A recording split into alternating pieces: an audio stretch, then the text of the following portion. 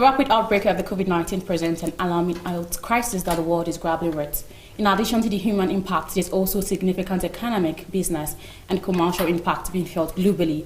As viruses know no borders, the impact will continue to spread. In fact, 94% of the Fortune 1000 across the globe and businesses in Nigeria have been impacted and are already seeing COVID-19 disruption. Thanks for joining us again on TV and Business Daily. I am Chiwendu. This is Segri, and today we shall be discussing on the implications of COVID-19 on small and medium enterprises. But before we proceed with the discussion, let's look at the business stories making headlines.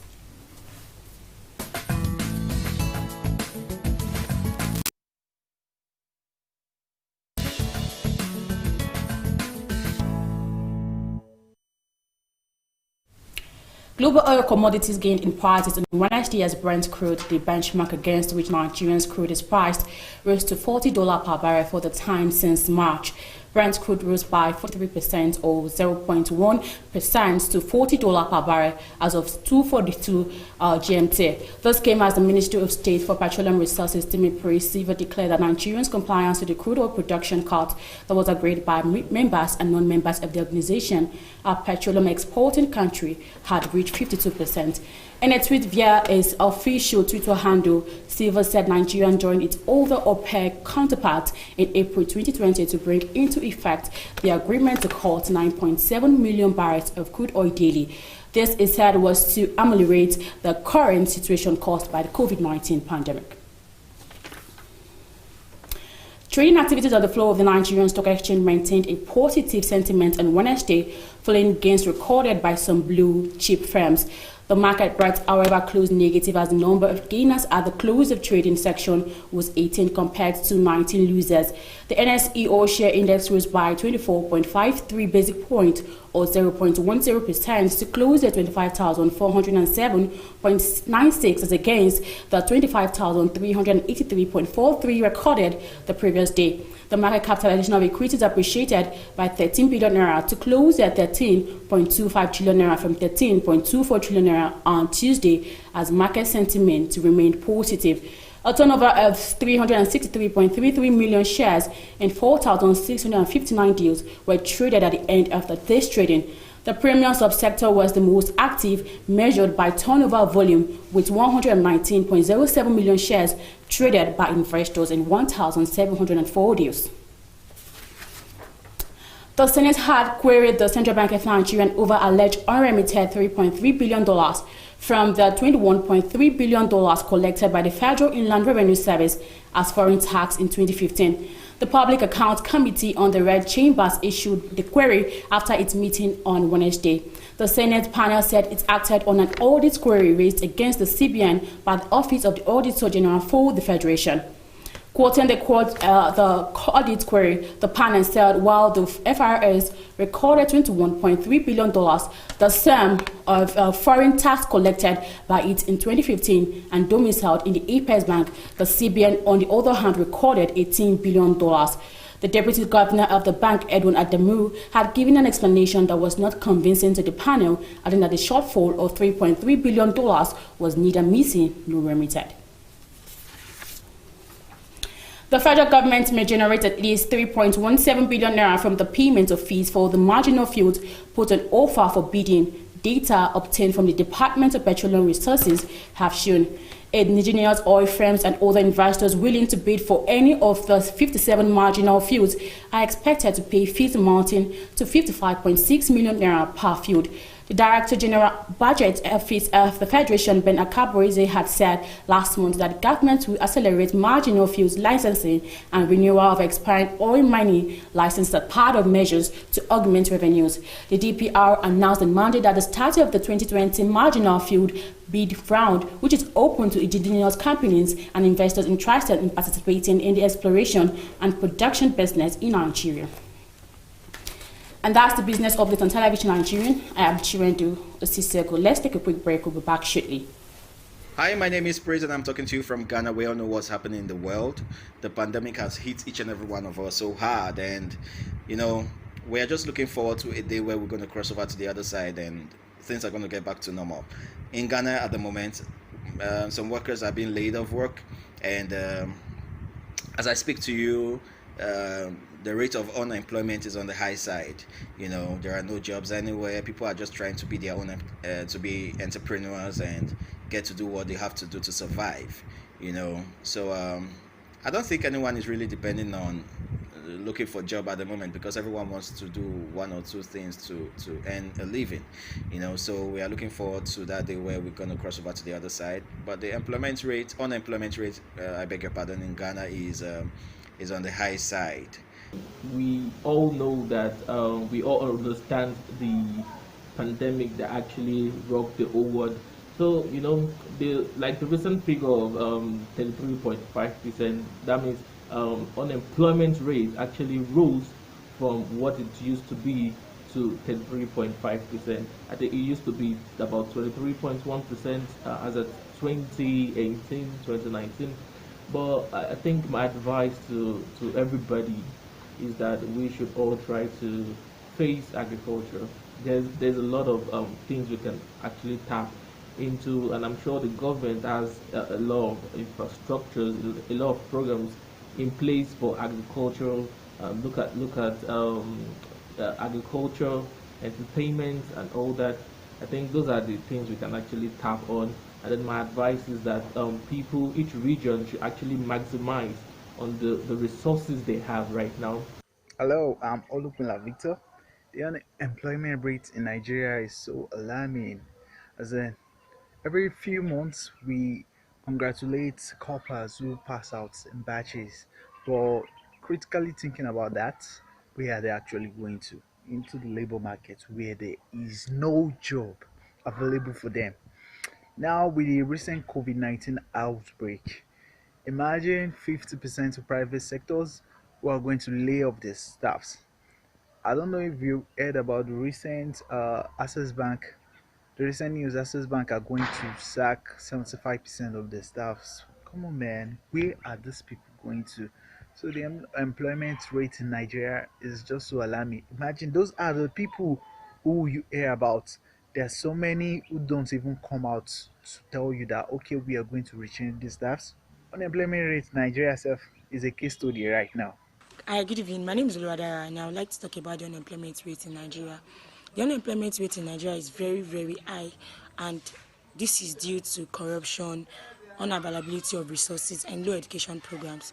The solutions to unemployment that I would suggest is better education programs. There should be more motivation activities, and there should be support for personal businesses. With this, the rate of unemployment in Nigeria will move from being high to being low.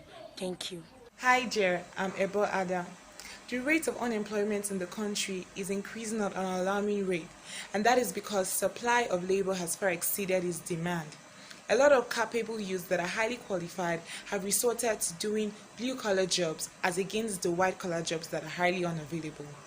They have resorted to entering into businesses in order to find income to keep body and soul together. Now, the solution to this high increase of unemployment will be to diversify the economy. Sectors like the textile industry, the agricultural industry, even the sports industry can be harnessed in order to create jobs for the teeming population of Nigerian youths that are left to do nothing. And I believe crime rates, and all vices that are affecting the society can also be curbed if more jobs are being created when the economy is diversified. Thank you.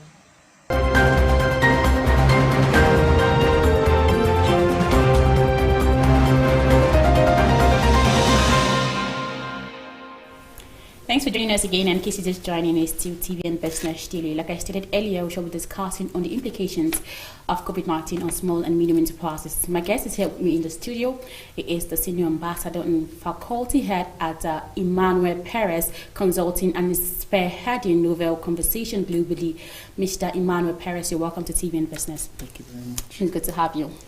Yeah, you've listened to the rate of unemployment now in Nigeria with the COVID-19 pandemic everywhere.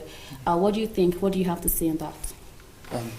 I think, first of all, we need to pay critical attention to what's going on. A lot of things will shift going forward, and I think it's only insanity to express shock at something that is normal. Now we are here. What next? We need to begin to pay attention to what is coming. What is the COVID-19 pandemic has only come to expose certain things, certain gaps, certain lapses. And the fact that we have not been prepared for it is one thing. But now, we don't have any other choice but to begin to align ourselves, our thoughts, our mindsets, and begin to find ways, novel ways to create solutions around it. Okay, so do you advise one to go into business fully to continue with white-collar job? Okay, so I would say yes and no. No, in the sense that I wouldn't suggest you just go into business simply because you don't have a job. But if you're going to go into business, there should be something driving you. Right, there should be something that you're passionate about, a problem that you really know you are called to solve. Until you get to that point where it is really from the heart and not just because you want to make money, then you can go into it. Because at the end of the day, business is also not easy. Ask people around you that do business. They will tell you that it is hard at times, especially beginning phase of the business. So being able to create something that is sustainable will demand a whole lot from you, a lot of pain, a lot of, sometimes sleepless nights and stuff. But it will be worth it in the end. My point here is, if you don't have a reason why, then you won't be able to pull through. You won't be able to, go the long haul with it. And it just look like, you get into something and then it looks like it's not working. Then that shiny object syndrome. You go to the next thing and then the next thing. And at the end of the day, 5 years has gone and you've not really eked out the meaning for yourself. So I think it takes determination, right? Yeah, it takes a whole lot of that. But determination also is not a factor of reduction. So you must understand that there are certain table stakes. There are certain things that have to be on ground for you to engage. Because going forward, the whole dynamic has shifted. I think it's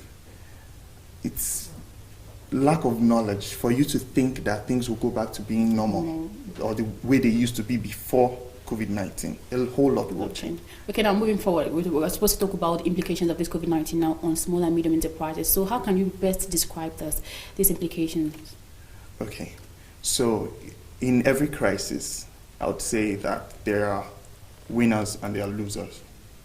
Yeah, so it has had its effects, both positively and negatively. I'll tell you that in this same season, there are some people that have, multiply their businesses, they've grown exponentially with the same thing. So going forward, the question is, how do you position in such a way that regardless of the situation, you do not break down totally, you still thrive, you forge ahead, and you find novel ways. You are able to look into the future and take data points from the past and use it to create solution blueprints. Oh, okay. So looking at around, you see that the hike of prices of things, especially food items and other things generally in the economy, has really, really increased. So how can you justify this? Okay. A lot of things have increased, and I think that's normal, when things like this happen. So we shouldn't be expressing shock, right? But I'm all about solutions. What do we do about it? Okay, so how can you begin to structure things? Have a business, what can you do to begin to reposition, to begin to think strategically and gain access to maybe new sources of funds, new customer base, and things like that. Okay, so what's the alternative way out of what you've just said? Okay, so alternatively, there are certain things that I feel small and medium scale enterprises should do. Things like cutting costs. You need to cut down certain unnecessary costs. Look into your business, look into the structure and everything. What can you do next? Can you systemize certain things? Can you automate them? Can you delegate them to other people? Things like that. You don't need to be everywhere at the same time, but being able to solve problems that you're called to solve, being able to place your attention on the most important things that drive the bottom line. That would really help. Okay. Yeah. So looking at this period, which do you think is thriving the most? Is it the small and medium enterprises or the white collar job? Okay. I believe that you can thrive in both. Business generally, if you work for an organization or something, as an entrepreneur, there are certain mindsets you need to sustain. Mindsets of excellence, having high standards, hatred for careless ways, always requiring the best of yourself, and leaving no allowance for error. And when you begin to engage with this higher sense of purpose, higher sense of meaning, aligning your goals to the goals of the organization, you begin to find answers because you are searching for certain things. You begin to find answers, and then to an extent you become, let me put it, nobody's indispensable, but permit me to use the word, you become indispensable in a sense. So one of the ways you gauge that is what happens, think about it, if you leave the organization now, will your absence be felt? Right? Will your absence be felt? If no, then there is something you need to do. You need to begin to radically reposition yourself, in how you present yourself, how you manage perception, how you deliver quality. Can you acquire more skills that will make you more relevant? Because the truth is, a lot of jobs will be lost to automation, computers, and all of those things. So what do you do? What skills do you need to learn? What high income skills do you need to learn that will make sure that you retain that place as a knowledge worker, as an expert in what you do? Okay, so the days of just having talent is over. You need to now grow and build competence. You need to become a master at what you do, such that your organization does not want to let you go. In fact, when some other organizations are coming to poach you, your organization will be willing to even have a salary review or do something just to keep you, even when every other person is being laid off. So I think it's very critical that we understand that you can thrive in both, regardless of the economy, regardless. And even in business too, you can thrive. Yeah. But at the same time, if you don't know what you're doing, most of these processes are simple, but they are not easy in their execution. So it takes a deeper sense of self-understanding, self-awareness, to be able to do these things. Because, it's a whole lot of work, from trying to make sales, trying to develop products, trying to, go into different aspects of the business and merging it together to be able to produce something that the world needs. Okay. It's radically exhausting, but it's simple, okay? And when you get how this thing works, when you do it over and over again, a ratio will appear. When you begin to test and you begin to tweak things, you begin to understand what converts better. Okay. I got a call yesterday from a lady, and she was just crying and screaming that she's been sacked from her working place. Do you understand? So now most of the savings she spent on feeding due to the fact that COVID-19, brought a lot of things, and now hardship, you get it. So now she's complaining. She was asking me that how can she start a business with nothing on her, and she has a child to cater for. With nothing, there are certain things I would suggest to such a person. First off is there are models right now that you can start with next to nothing, okay? Of course, there will be some form of commitment, right? You can go into affiliate marketing, okay? Affiliate marketing model works in the sense that some people already have products. You just get people to buy the product and you split profit, right? Same thing with drop shipping. So there are companies in China, companies in America.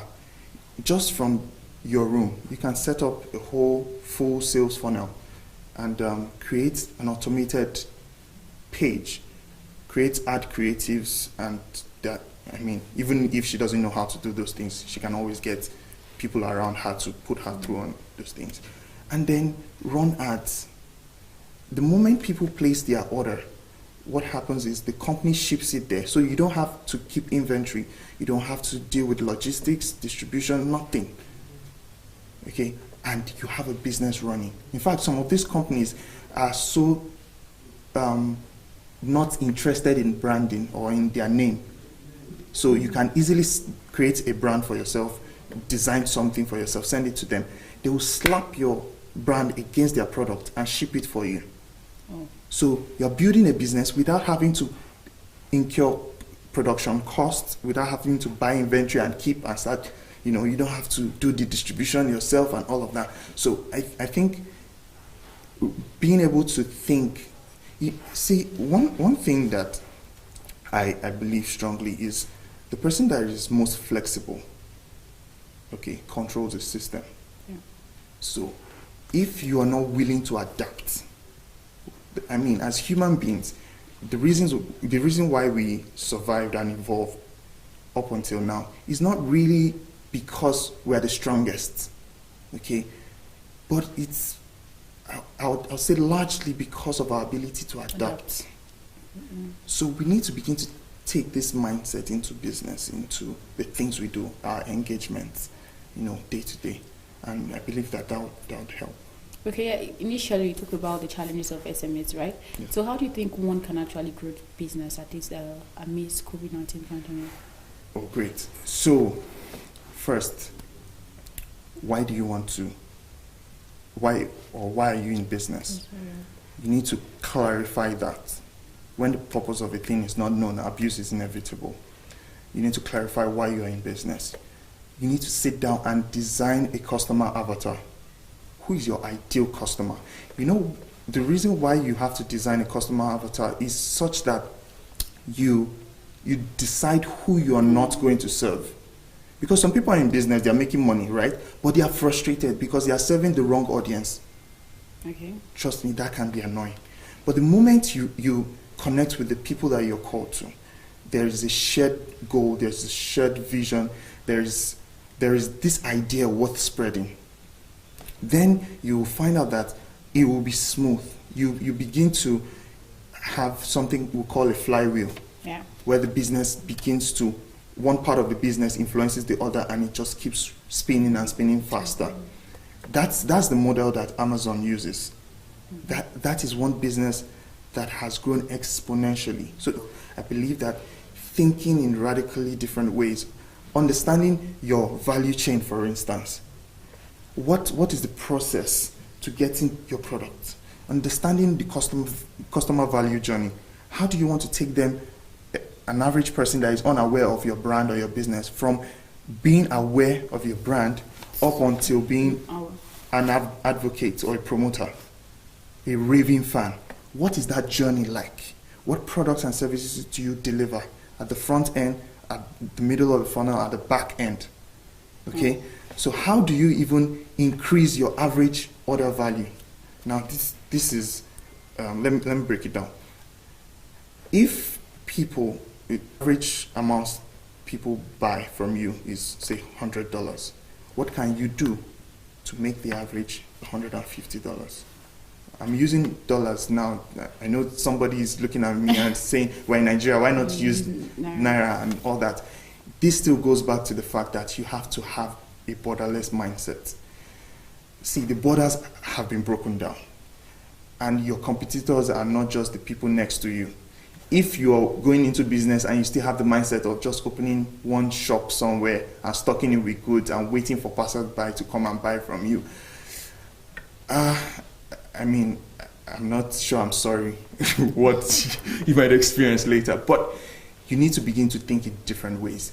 How can you create products and services that you can even serve to audiences in America, in China, in Singapore, and all over the world? That is when you will build something that is sustainable and long-term, because you are not defined by location. You're not confined to a particular place. Yeah, so it's very, very critical that if you're going to grow a business, you need to begin to pay attention to these things. What are those things that you need to do? How do you create add-on products? How do you create upsells? It's funny how that business owners these days even find it difficult to put money into marketing. Dan Kennedy said something that the individual or the business that is willing to spend the most to acquire a customer wins ultimately. Yeah. So how can you begin to put in? It's not gone are the days when you say build it and they will come, right? When you build, you need to reach them where they are. Find out Facebook groups that your audience are engaging. Run ads against it. Find somebody that is good with Facebook ads, for instance, and run. There are groups. You have 1 million people, 2 million people. Find out all of these things. What forums? What are the questions they are asking, so that you can begin to create inbound systems to draw them into your funnel. Okay? Because if you're not, no matter how fantastic your product is, if people do not know that you exist, then it's like winking in the dark. You'll just be dissipating energy, and nobody will know that you. Our time is fast spent. So what do you have to say finally, your final notes to the audience? Okay, so I'll say that you need to begin to embrace a new mindset. The world has changed. The world has shifted. You need to begin to think radically. You need to understand that there are no more borders, and that is supposed to be to your advantage. When you're playing in strategy, you need to play to win. Okay? You can't afford to be caught unawares. You can't afford to be caught. See, you need to begin to learn as fast as possible. How teachable are you? What's your teachability index? On a scale of 1 to 10, how willing are you to learn, and how willing are you to change as a result of what you have learned? Okay, how flexible are you? You need to begin to pay attention to these things. And I believe that as you grow, learn, as you tweak and test things and optimize them, you would get good results. So we need to learn every day. We need to check ourselves. Outlearn your competition. Go out there, dominate.